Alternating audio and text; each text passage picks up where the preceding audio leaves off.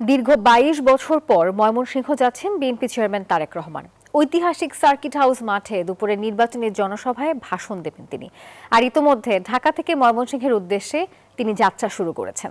সমাবেশের সব প্রস্তুতি সম্পন্ন হয়েছে, নগরী জুড়ে বিরাজ করছে উৎসবের আমেজ।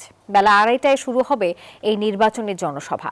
এই উপলক্ষে সার্কিট হাউস মাঠে তৈরি করা হয়েছে ৬৪ ফুট দৈর্ঘ্য এবং ৪৪ ফুট প্রস্থের বিশাল মঞ্চ।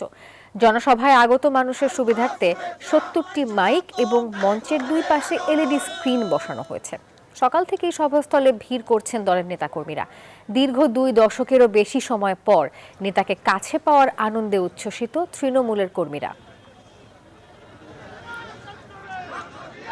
দেশের শান্তি চাই, দেশের বেশি হোক, এটা আমি চাই।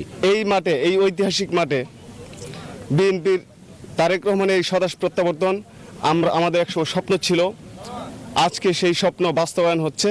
প্রত্যেকের মনে এত আনন্দ উৎসাহ জেগে উঠেছে যে আজ তারেক রহমান আমাদের ময়মনসিংহ শহরে আসছেন। সেই আশাতে আমাদের যে দল ধানের শীষের প্রতীকে নির্বাচন করছে। ধন্যবাদ নাফিসা আপনাকে। আমি এই মুহূর্তে দাঁড়িয়ে আছি ময়মনসিংহ জেলার সার্কিট হাউস মাঠে।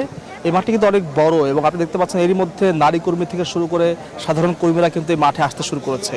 এবং আপনি যদি দেখেন যে এই মুহূর্তে কিন্তু প্রখর রোদে আমার তাকাতে পর্যন্ত কষ্ট হচ্ছে, সেই রোদেও কিন্তু তারা সকাল থেকে বসে আছেন তারেক রহমানকে দেখার জন্য। এবং আমরা জানতে পেরেছি যে সকাল 11:04 তিনি রওনা দিয়েছেন এবং 11:04 রওনা দেওয়ার কারণে হয়তোবা খুব বেশিক্ষণ আর লাগবে না, তার ঘণ্টাখানেকের মধ্যে এখানে এসে পৌঁছবেন। তবে সমাবেশ শুরু হবে দুপুর 2:30টায় এবং ধারণা করা হচ্ছে তার আগেই কিন্তু এই মাঠটি কানায় কানায় পরিপূর্ণ হয়ে যাবে। এবং নেতাকর্মীরা বলছিলেন যে নির্বাচনের আগে তার এই সফরকে ঘিরে ব্যাপক উৎসাহ উদ্দীপনা তৈরি হয়েছে, কারণ প্রায় 22 বছর পরে তিনি এখানে এসেছেন। এবং একটি বড় বিষয় হচ্ছে যে এই যে নেতাকর্মীরা আছেন তারা বলছেন যে শুধু ময়মনসিংহ থেকেই নয়, কেউ নেত্রকোনা থেকে এবং আশপাশের জেলাগুলো রয়েছে, আসনগুলো রয়েছে, সেখান থেকেও তারা কিন্তু এসেছেন। আমাদের সাথে কথা হয়েছিল নারী কর্মীদের সাথে, তারা বলছিলেন যে তারেক রহমানের কাছে তাদের প্রত্যাশা অনেক, কিন্তু প্রত্যাশার থেকে আসলে আজকে তাকে দেখার আকাঙ্ক্ষাটা অনেক বেশি এবং সেই আকাঙ্ক্ষা থেকেই তারা কিন্তু আজকে এই মাঠে এসে উপস্থিত হয়েছেন। এবং তো যদি এই মাঠটি কানায় কানায় পরিপূর্ণ হয়ে যায় তাহলে কিন্তু এখানে লাখেরও বেশি মানুষ এসে উপস্থিত হবেন।